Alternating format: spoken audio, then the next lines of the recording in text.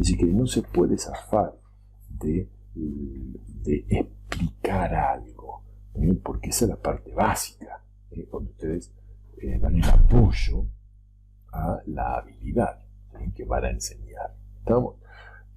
Pero sí se puede hacer una actividad teórico-práctica, podemos llamarlo así, donde ustedes explican algo y después van a la parte práctica del hecho. Ahora, el problemita que tiene esto de hacer actividades híbridas, es decir, áulica y al mismo tiempo práctica, es el lugar. ¿Por qué? Porque yo no tengo generalmente un lugar apropiado para dar una capacitación y en el mismo lugar hacer la práctica. Por ejemplo, estoy armando, hago el tema de los andamios, no puedo tener en el aula los andamios, evidentemente hay que ir a otro lugar.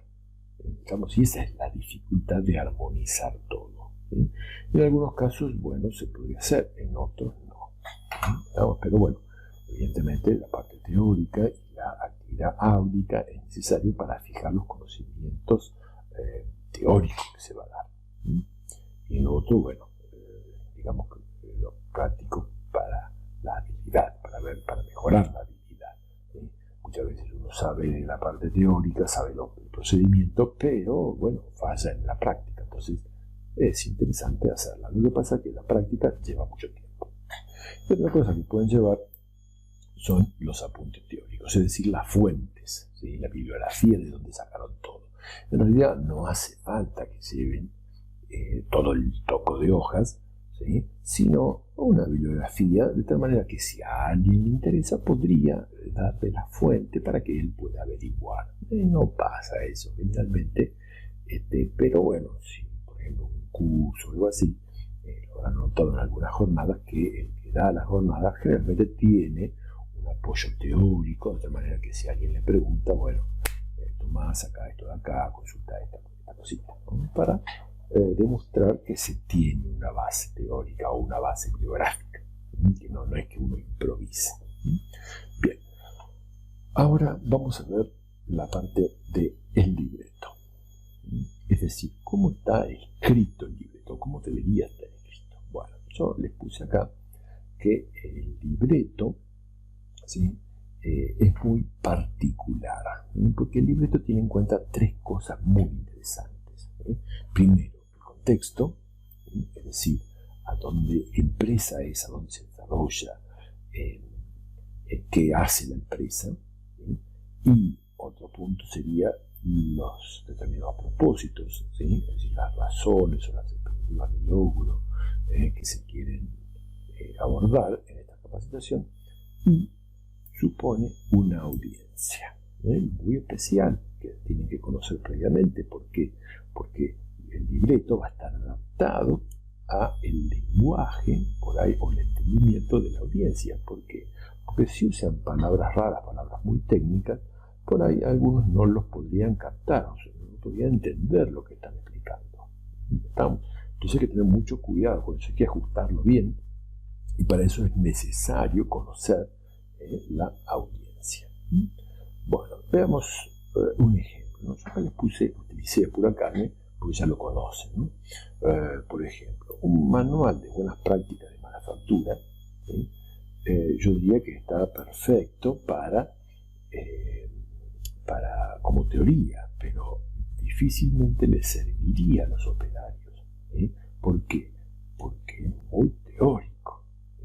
Es decir, hay que bajar un poco a lo que ellos puedan entender. Yo, técnico, podría entender buenas prácticas de manufactura, pero los operarios habría que darle un pulido para que se entienda.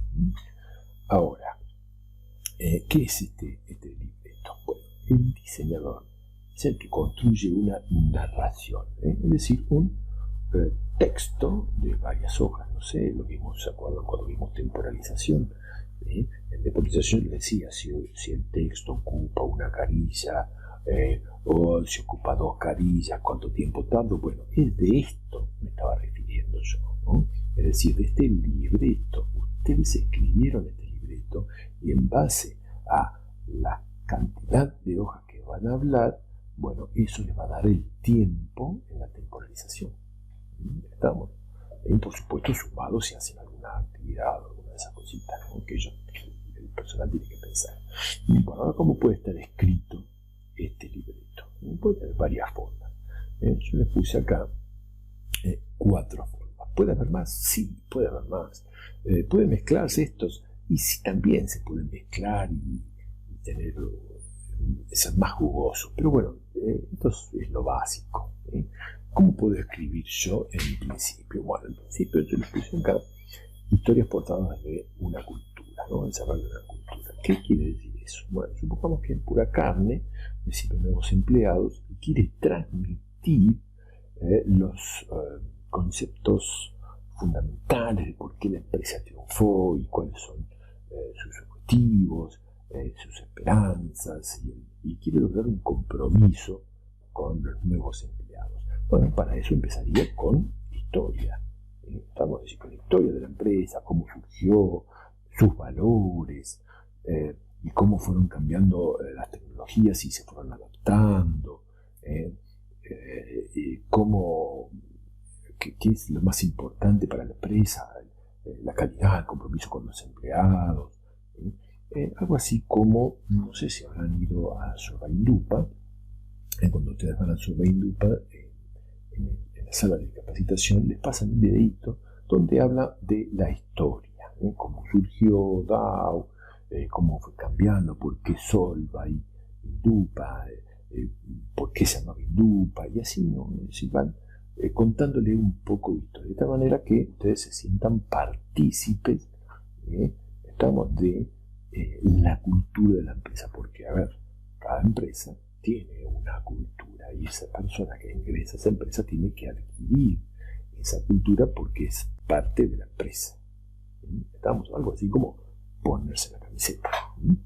Bien, eso es una forma, un cuento, pero cuidado con ese cuento. Bien. Otra forma es historias que abren nuevas perspectivas. ¿Sí? En este caso, se podría comenzar escribiendo o haciendo una comparación entre una empresa que resolvió los problemas que tiene Pura Carne, digamos, y cómo era la realidad, cómo era antes lo que pasaba en esa empresa, y posteriormente cómo fueron resolviendo los problemas. Estamos, es decir, que pudo compatibilizar la calidad y la cantidad. Estamos en que es el problema que tiene Pura Carne, justamente, ¿no? Y eso, digamos, que les hace ver cómo resolvió la empresa X y cómo podrían abordar la solución la empresa Pura Carne. Esta es una forma. La otra forma es historia reflejo. La historia reflejo en realidad es más o menos parecida a la anterior, pero en este caso cuenta los problemas, pero no cuenta la solución. De tal manera que la solución puede llegar con los mismos empleados. Es decir, se va contando como si fuera una fábula todo lo que pasa, y ellos se van dando cuenta qué es lo que está pasando en la misma empresa de ellos. Y después comienzan, una vez que advierten el problema y lo comprenden, empiezan a tirar soluciones. Entonces ahí es cuando se va resolviendo o se va acercando a la resolución del problema. Pero los que resuelven el problema son los mismos empleados, con, por supuesto, la ayuda de los capacitadores. Pero de ahí es lo interesante, ¿no? Es que ellos se dieron cuenta del problema. Porque recuerden, la discrepancia es difícil de admitir. Estamos entonces contando como si fuera otra empresa, cómo resuelve las cosas, o cómo se puede abordar, identificando los problemas. Bueno, ahí podemos llegar a algo.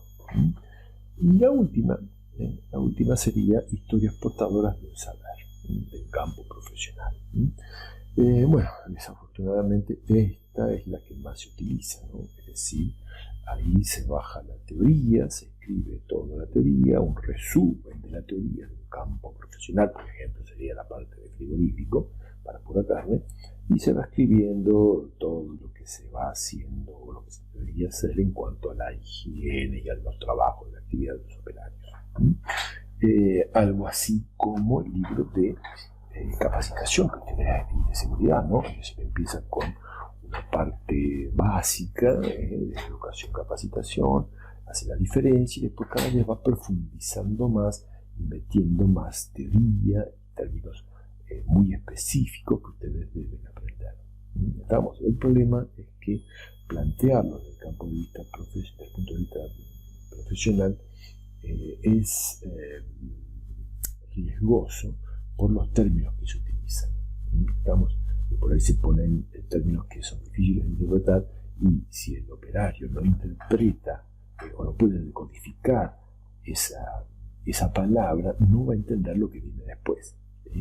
Por eso ya van a ver que en el manual del participante muchas veces hay un glosario, como para que puedan buscar. Por supuesto no estamos hablando de un curso de media hora, ¿no? Sino de un curso más largo que requiere eso.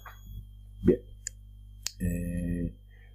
yo más abajo les hago un cuentito del tema de la historia, ¿no? Es decir, ponerle mucha historieta al texto es complicado. ¿Y por qué? Porque no podemos salir de lo que es una capacitación. En la capacitación hay que dar contenido, no hay que contar historias nada más. ¿Sí? Es cierto que se pueden poner ejemplos, como yo muchas veces le hago, pero todo esto tiene que estar enfocado en la comprensión de esos contenidos nuevos que están adquiriendo. Estamos bien. Esto es en cuanto a el libreto. Ahora vamos a ver la otra partecita. La otra partecita son lo que yo les decía de los actos, o sea, el plan de clase o secuencia didáctica que planteó este muchacho Zavala.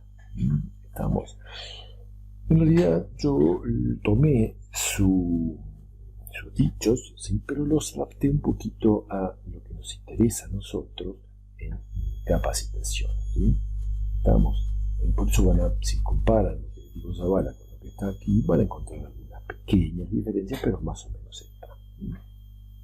Bien. ¿Cómo se divide una clase para poderla llevar adelante? Para eso tenemos que ir a esta tablita. Una clase tiene 3 etapas básicas. Una inicial, una en desarrollo, que es justamente donde se va a hacer la clase y las actividades, y una parte última que sería la síntesis, es decir, de conclusiones, podemos llamarla así, ¿no? O evaluación. A su vez, cada una de estas 3 etapas tienen diferentes fases. Algunas pueden faltar, otras no, algunas pueden estar solapadas. ¿Sí? Es decir, la fase 1 puede hacer 1 y 2 al mismo tiempo sin que haya una división. No es que yo digo, bueno, ahora vamos a empezar por la fase 1, ahora vamos a comenzar la fase 2. No, es algo así como el incendio, ¿no? Es decir, es todo un flujo. ¿Estamos? Pero bueno, para que la puedan comprender, el primer acto, vamos a llamarle actividad motivadora. ¿Sí?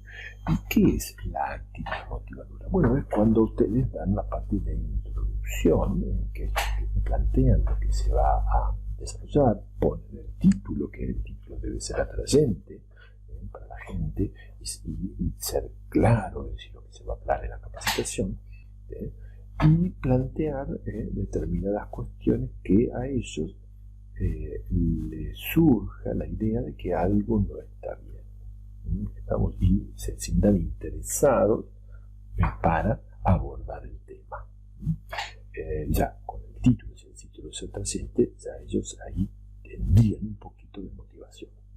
Ahora, por supuesto que esa motivación va a depender de en qué momento se elija para dar la clase. Y yo le puse acá 3 momentos desde el punto de vista laboral. Uno al comienzo de la jornada, fíjense que no les dije comienzo del día, sino de la jornada, porque una jornada puede comenzar de diferentes horas. ¿Sí? Después a mediodía o mitad de mañana o mitad de tarde, según la jornada, y al finalizar la jornada. Estamos bien. ¿Cuál sería la mejor y cuál podemos notar mayor predisposición o motivación. Y bueno, evidentemente es al principio. ¿Por qué? Y porque la gente lo ve como que al principio llega al trabajo o a su jornada y tienen un tiempito como de descanso que los hace pensar. En realidad esto se usa mucho incluso para las charlitas de 5 minutos antes de comenzar la jornada, como para, bueno, generar, aprovechar esa motivación que viene ya desde la casa, con ganas de trabajar, ¿sí? Luego, plantear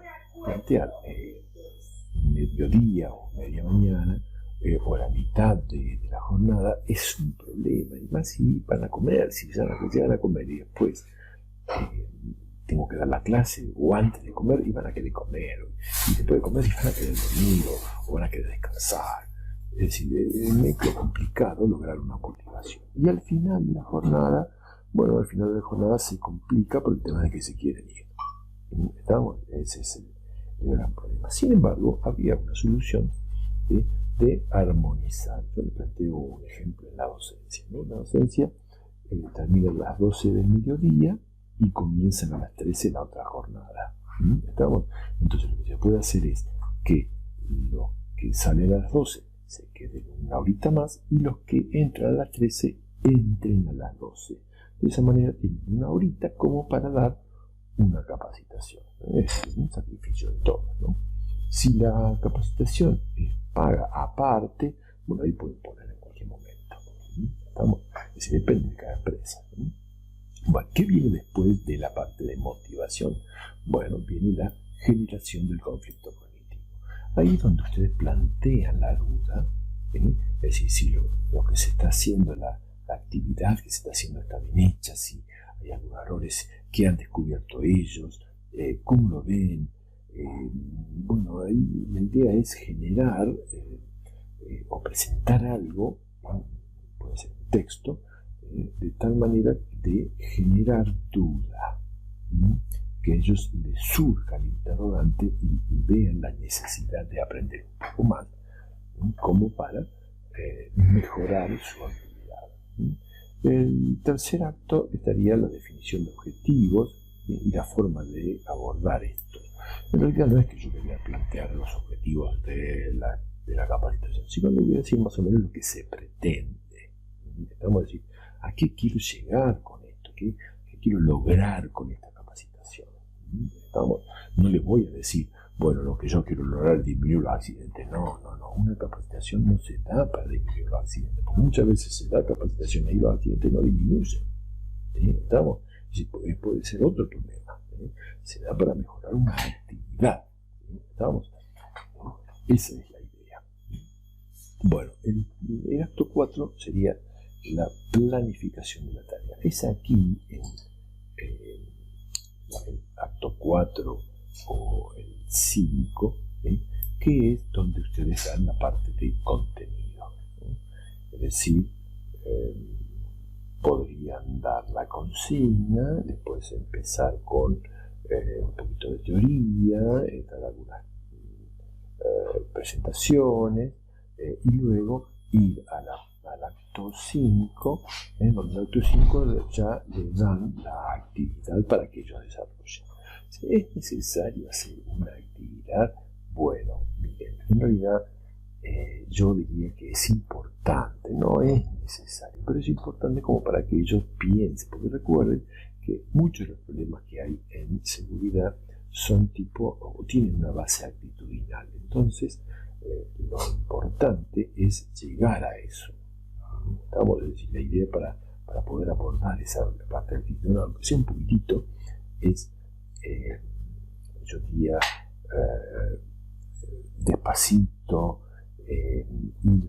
que ellos piensen y que ellos busquen la solución, como para que digan que la solución la lograron ellos, y que nosotros solamente los ayudamos, ¿sí?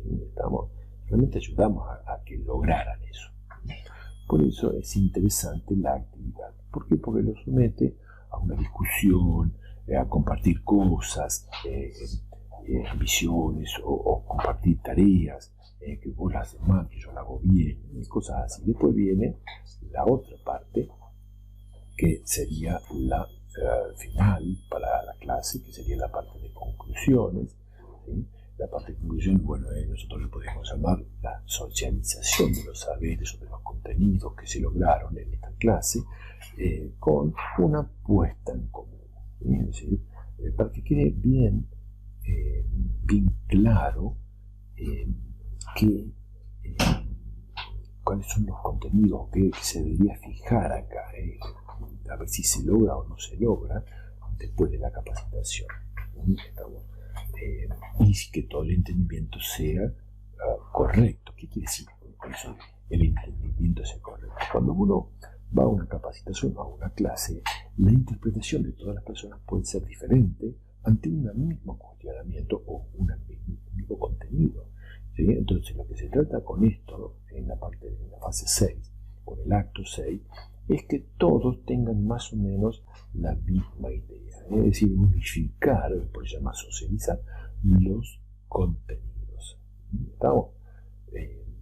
No le puedo dar una receta de cómo hacer una conclusión, pero podríamos decirnos, si hablamos de un procedimiento, bueno, podemos dejar en claro el procedimiento que se construyó en esa capacitación, Paso 1 a hacer esto, paso 2 a hacer esto, paso 3 a hacer esto, de esta manera que a todos les quede claro.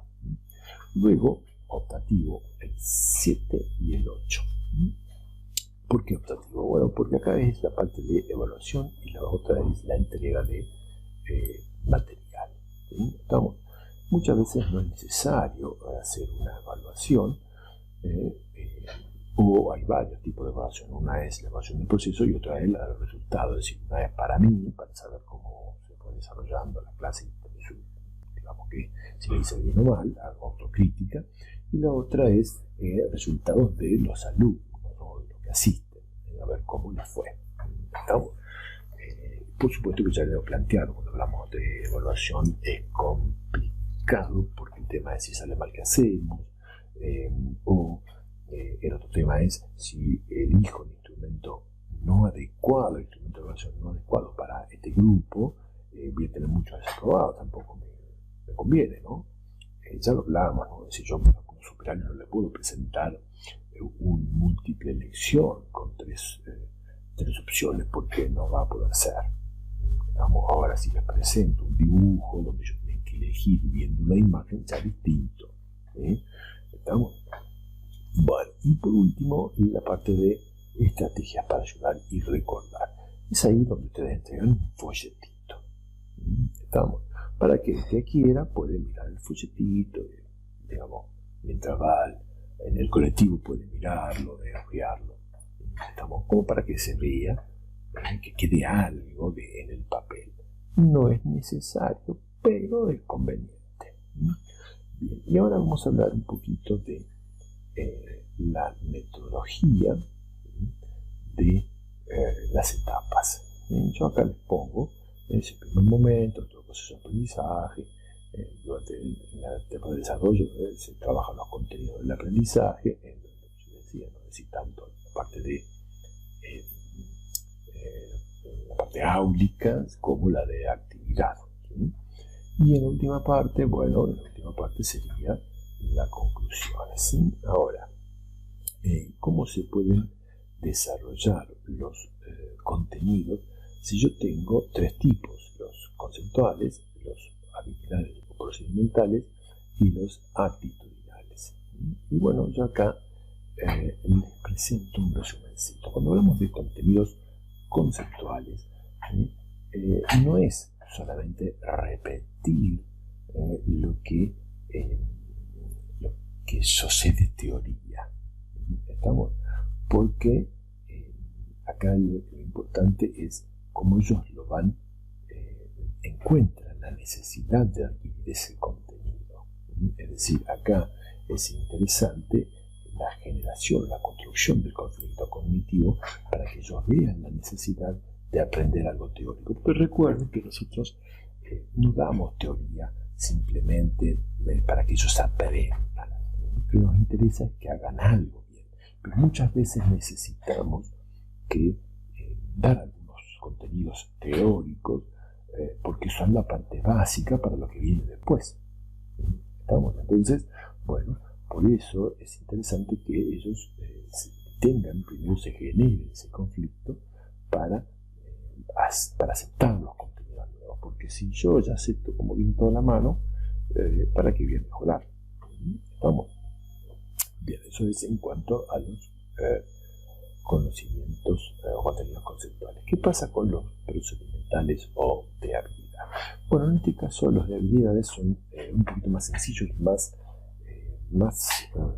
fáciles de desarrollar en ejercitaciones. Es decir, en la parte práctica yo podría empezar con un poquito de teoría sencilla y después ir a la parte de ejercitación. En realidad es justamente lo que nosotros necesitamos, la parte de ejercitación. ¿Por qué? Porque la habilidad se hace haciendo, no hay otra. Entonces, por ejemplo, yo podría utilizar una estrategia de psicomotriz, ¿no? Como enseña las actividades psicomotriz. Entonces, eso es una demostración, entonces eso me serviría para que ellos puedan tener un modelo de procedimientos, ¿sí? Con pasos y luego repetirlos, ¿sí? No hace falta que sepan mucho de teoría, pero sí que practiquen mucho. Un ejemplo que yo les puedo dar es el tema del plan de emergencia. El plan de emergencia no hace falta dar muchísimo contenido en cuanto a la parte de seguridad y qué les puede pasar por el gas tóxico. No hace falta, simplemente con que sepan por dónde tienen que salir, lo que tienen que hacer en el punto de reunión, ya es suficiente. ¿Estamos? Y eso es operativo. Y por último, vamos a la parte más difícil, los actitudinales. ¿Por qué son difíciles de transmitir? ¿Por qué? Ya lo habíamos planteado antes cuando hablamos de los objetivos, pero los contenidos actitudinales son difíciles de transmitir porque tienen varios componentes. ¿Cuáles son esos componentes? Bueno, los primeros es cognitivo, es decir, tienen ciertos conocimientos y ciertas creencias, y acá viene lo complicado, creencias, que sacar esas creencias muchas veces es muy difícil, y cuanto más grande, o a ver, no grande, sino cuanto más años de antigüedad tiene la persona, más creencias tiene, y mucho peor de cuando no le pasó nada nunca y venía siendo así la cosa. Entonces, ¿cómo lo van a convencer si él ya está creído que es así? Entonces, eso en un principio. Además, tienen algo afectivo, ¿no? Es decir, hay sentimientos, preferencias para hacer las cosas así. Y eso es muy difícil de sacar, pues ya es una sensación, algo interno. Y además, tienen algo de conductales, ¿no? Es decir, acciones, algo así como habilidades ya metidas ahí, que esto se hace de esta manera porque yo siento que esta manera es la mejor de hacerlo o de hacerla.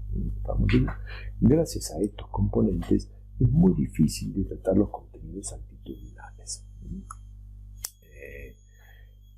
Entonces, ¿cómo podemos hacer para abordarlos? Bueno, acá yo no hay una receta única, pero yo podría decirle que para que entiendan o para que se puedan modificar actitudes, tiene que salir de ellos. Es decir, ellos tienen que buscar una solución, porque eso ya los compromete. Y además, por supuesto, podemos comenzar hablando de lo que le pasa a los compañeros si alguien no cumple algo, lo que le pasa a la familia, lo que le pasa a los familiares posteriores, es decir, llevarlos a una reflexión, ¿no? Es decir, fomentar una reflexión, de tal manera que ellos se convenzan y lo tomen como propio.